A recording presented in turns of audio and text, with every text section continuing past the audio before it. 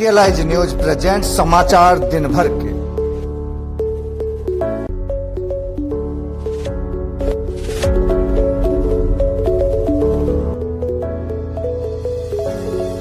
पूर्णिया में warming global बढ़ता ही जा रहा है और समय तापमान का बढ़ने का कारण आलीशान बिल्डिंग, सड़कें और सुविधा युक्त जीवन बनाने हेतु पेड़ों की अंधाधुंध कटाई है।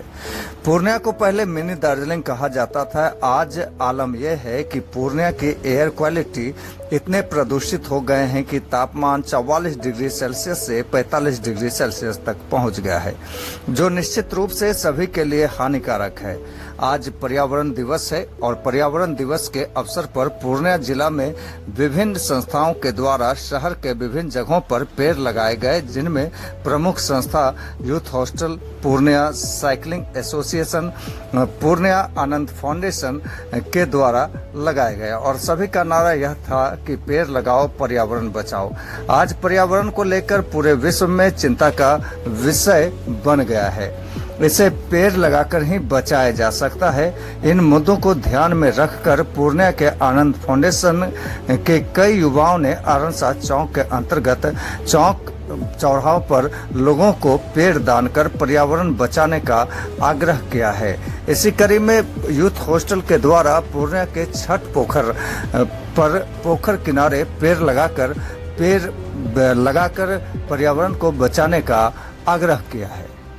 बहुत आभार है आप लोग आए, क्योंकि पॉजिटिव न्यूज़ को कवर करने के लिए बहुत कम लोग आते हैं। और आज विश्व पर्यावरण दिवस है, वर्ल्ड एनवायरनमेंट डे।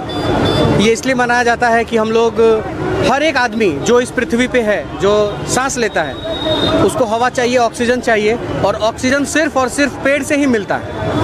आज हम लोग ऑक्सीजन भी ले रहे हैं और बच्चे भी पैदा कर रहे हैं, पॉपुलेशन भी बढ़ता जा रहा है, लेकिन वृक्ष की जो संख्या है उसमें कमी आती जा रही है, जिसके वजह से ऑक्सीजन का लेवल कम होता जा रहा है, गर्मी बढ़ती जा रही है और एक बैलेंस जो होता है इन्वायरमेंट का, वो ख़राब हो रहा है। तो उस इन्वायरमेंट के बैलेंस को अगर बैलेंस करना है वापस, तो पेड़ लगाना बहुत आवश्यक है। पेड़ लगाने से ही हमारे पर्यावरण का कुछ ना कुछ भला हो पाएगा। का जो संस्था है वो youth hostel association of India है, जो कि हमारे नेशनल लेवल पे है, और यहाँ पूर्णिया यूनिट के द्वारा जो है वृक्षारोपण का कार्यक्रम किया जा रहा है। आज वार्मिंग ग्लोबल बढ़ता जा रहा है, तो इसके लिए क्या करना चाहिए, क्या कदम होना चाहिए हम लोगों के इसके विषय में? ये बढ़ती जनसंख्या और प्रदूषण को दूर करने के लिए जिस तरह से गर्मी का प्रकोप बढ़ रहा है, पर्यावरण दूषित हो रहा है, तो वृक्षारोपण ही सबसे बड़ी उपाय है कि प्रकृति में शीतलता हो, अपना भारत में गर्मी कम पड़े, पूरा विश्व में गर्मी कम पड़े। अभी भी हाल में ही दिल्ली में इतना गर्मी पड़ा कि 53 डिग्री सेल्सियस हो गया, जिससे लगता है कि ये धरती तप रही है। इससे बचाने के लिए पर्यावरण को दूषित होने से बचाना है, और इसके लिए हम लोगों को वृक्षारोपण करना जरूरी है।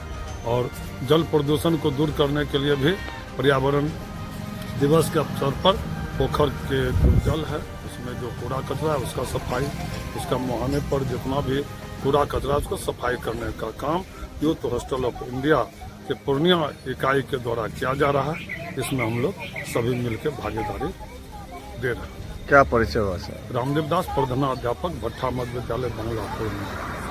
सर, विश्व पर्यावरण दिवस जब आता है तो लोगों को याद आता है कि पेड़ पौधा लगाना है। ऐसे वार्मिंग ग्लोबल बढ़ता जा रहा है, अंधाधुंध पेड़ की कटाई हो रही है, सड़क निर्माण से लेकर के इमारत निर्माण तक। तो इस पे कैसे कंट्रोल किया जाए और किस तरह से दिशा निर्देश आप लोगों की तरफ से उनको दिया जाए कि वो सार्थक पहल हो सके? आपको बहुत बहुत धन्यवाद कि आपने इस बात को, इस मुद्दे को उठाया है। और जो आपने ये मुद्दा उठाया है, इसमें एक हमारा कहने का मतलब ये है कि इसमें सरकारी पहल भी होना चाहिए, रेस्ट्रिक्शन होना चाहिए सरकार की तरफ से कि आप गाछ नहीं काट सकते। अगर आप गाछ काटते हैं तो आपको इजाज़त, टोकन आपके लोकल अथॉरिटी एडमिनिस्ट्रेशन से लेना पड़ेगा। इस तरह का एक कायदा कानून अगर हो जाता है सर, तो इस तरह का तो कायदा कानून है पहले से ऑलरेडी बना हुआ, लेकिन फिर भी पेड़ों की अंधाधुंध कटाई की जा रही है। तो इसका मतलब कि गवर्नमेंट का इंटरफेरेंस नहीं है, गवर्नमेंट इसको देख नहीं रही है कि पेड़ की अंधाधुंध कटाई हो रही है, उसकी बिक्री हो रही है, फर्नीचर बन रहे हैं, लोगों खरीद रहे हैं। लेकिन इस पेड़ को कटाई में किस तरह से बंद किया जाए उसका दृष्टिकोण से मैंने कहना है कि आज हम लोग प्रति व्यक्ति अगर हम लोग अपने अपने घर में एक भी पौधा लगाते हैं तो हमारा विश्व पर्यावरण दिवस जो है 5 तारीख जो आज के दिन जून महीना में है तो अच्छा रहेगा और हम प्रदूषण से भी मुक्ति पा सकते हैं। और भीषण गर्मी जो कि हम आज कुछ दिन से हम लोग देखते आ रहे हैं कि भीषण गर्मी के कारण सभी लोग त्रस्त हैं, तो उसकी भी हम लोगों को उससे भी मुक्ति मिलेगी। सर, पूर्णिया को मिनी दार्जिलिंग कहा जाता था और पेड़ों की अंधाधुंध कटाई होने के बाद यहाँ पे जो एयर प्यूरिफाई का जो सिस्टम है, इकोसिस्टम, वो बिगड़ता चला गया है और टेम्परेचर बढ़ रहा है। तो इसको रोकने के लिए पूर्णिया वासियों को क्या संदेश देना? पूर्णिया वासियों को बढ़ चढ़ के हिस्सा लेना होगा, पेड़ लगाना होगा। अगर पेड़ की काटी जा रही है कहीं उसको रोकथाम करनी होगी और सड़क जो है साफ सुथरा भी रखना होगा साथ साथ और आपको जहां तक हो सके अच्छे पेड़ का माने लगाने का कोशिश करना होगा। आज के दिन में ये संकल्प हम लोग को सभी को लेना चाहिए कि विश्व पर्यावरण दिवस में सभी व्यक्ति को कम से कम एक पेड़ अवश्य अपने घर में लगाएं। क्या परिचय हुआ सर? मेरा नाम गौतम भौमिक है, मैं यूथ हॉस्टल का साधारण मेंबर हूँ। पूर्णिया के गुलाबबाग मेला ग्राउंड में नवनिर्वाचित सांसद पप्पू यादव के लिए अभिनंदन सा आभार समारोह आयोजित किए गए, जिसमें लाखों की संख्या में लोगों ने भाग लिया।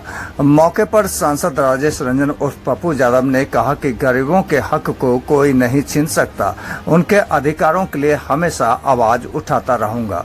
उन्होंने अपराधियों और माफियाओं को सजग व चेतावनी भी दे डाली। उन्होंने जीत के संदर्भ में कहा कि ये जीत गरीबों की जीत है। उन्होंने और क्या कुछ कहा, आप भी सुने।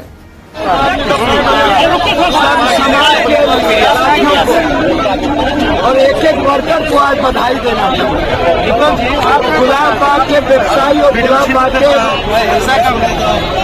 40 साल 50 साल पहले गुलाबबाग की जो पहचान थी उसको लौटाना, यहाँ जो पदाधिकारी लोगों की गिद्ध दृष्टि है उसके खिलाफ, अपराधी माफियाओं का जो गिद्ध दृष्टि है उसके खिलाफ। मैंने पहले कहा डॉक्टर की इज्जत करता हूँ, वह भी कानून के दायरे में रह के काम करे।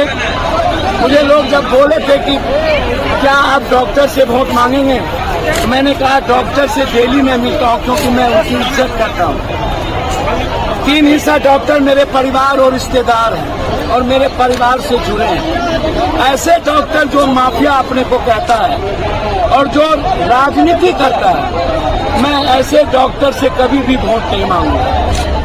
ऐसे नर्सिंग होम जो गवर्नमेंट के रूल के मुताबिक नहीं है और गलत तरीके से किसी पैथोलॉजी के द्वारा, किसी मेडिसिन के द्वारा आम जनता को फंसा करके अस्पताल में भर्ती करवा, मैं उसके खिलाफ हूँ। मैंने कह दिया बाउंसर मत रखिए, मैंने कह दिया कि किसी भी कीमत पर अस्पताल में गुंडे को मत आप नौकरी करें। मैंने कह दिया सदर अस्पताल में आप अटेंडेंट के पेशेंट के अटेंडेंट को जो पिटवाते हैं ये काम मत करिए, आप अपने में सुधार लाइए।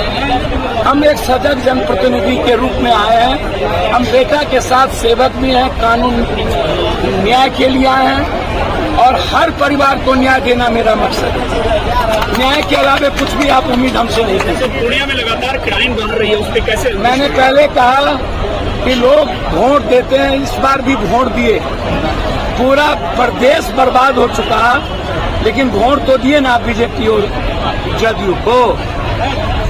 इसमें सिर्फ पप्पू यादव से उम्मीद कीजिएगा, वोट दीजिएगा जदयू को, वोट दीजिएगा बीजेपी को, वोट दीजिएगा राजद को और पप्पू यादव से कहिएगा कि अपराध कैसे रुके। सरकार बनाएगी, सरकार पप्पू यादव सरकार नहीं ना है, सरकार बनाएंगे। अब बना दीजिए ना मुख्यमंत्री। मुख्यमंत्री तेजस्वी जी मेरे परिवार की तरह हैं, जो बात गई बीत गई, मेरे लिए सब है। मैं सिर्फ 4 आदमी का दुश्मन हूँ, जो आम आदमी की जिंदगी में दखल देता है, चाहे वो कोई सिस्टम हो, चाहे कोई माफिया हो, अपराधी हो, दलाल हो, जो आम आदमी के अधिकार को छीनता है और जो दूसरों की या दूसरे जाति को गाली देता है, जो दूसरे धर्म और मजहब को गाली देता है। जो दूसरे गरीबों की इज्जत नहीं करता उसका दुश्मन है। आज इंडिया गठबंधन और एनडीए गठबंधन दोनों की बैठक सर मैं चाहूंगा कि नीतीश कुमार जी और चंद्रबाबू नायडू हमेशा गांधी और अम्बेडकरवादी है, ये हमेशा सेक्युलरिज्म है, सामाजिक न्याय की बात करते हैं। मैं उम्मीद करता हूँ, मुझे उम्मीद है और मैं इस विश्वास को कहना चाहूँगा कि मुझे बहुत उम्मीद है, बहुत मतलब बहुत, कि नीतीश कुमार जी हर देश को गर्व होगा जब वो आज देश के भविष्य चंद्रबाबू नायडू, और मुझे उम्मीद है इंडिया गठबंधन की सरकार बनेगी। और यदि कोई सरकार नहीं बन गई तो मुझे ऐसा महसूस है कि यदि एनडीए गठबंधन की सरकार बाद ही में बनेगी उसके प्रधानमंत्री नरेंद्र मोदी को। सदर थाना अंतर्गत गुलाब के मिर्ची व्यापारी के 17,40,000 रुपये की लूट के मामले सामने आए हैं। गुलाबबाग के एक मिर्ची व्यापारी के स्टाफ हर रोज की तरह इस बुधवार को भी वह पैसे जमा करने बैंक जा रहा था, तभी कुछ अपराधियों के द्वारा उस लड़के से रुपये लेकर फरार हो गया। कहा जाता है कि अपराधी पहले से ही घात लगाए बैठा था। यह बताया जाता है कि लड़के के बैग में लैपटॉप था और उसमें पैसा था। पैसे लेकर अपराधी फरार हो गए। घटना की सूचना मिलते ही पुलिस पहुंची और स्थल जांच कर चुकी है। मामले को संज्ञान में लेते हुए पुलिस पूरी तफ्तीश के साथ कार्रवाई में जुट गई है। टॉप बैग था, उसमें कैश था। टॉप वाला बैग में कैश था। 17,40,000 बैंक MY ब्रांच गुलाबबाग जमा करने के लिए, डिपॉजिट करने इससे के लिए। पहले भी जाते थे जमा करने के लिए? हाँ, हर सप्ताह। तो कोई दिक्कत होती थी क्या? नहीं, अभी तक कोई दिक्कत नहीं हुआ।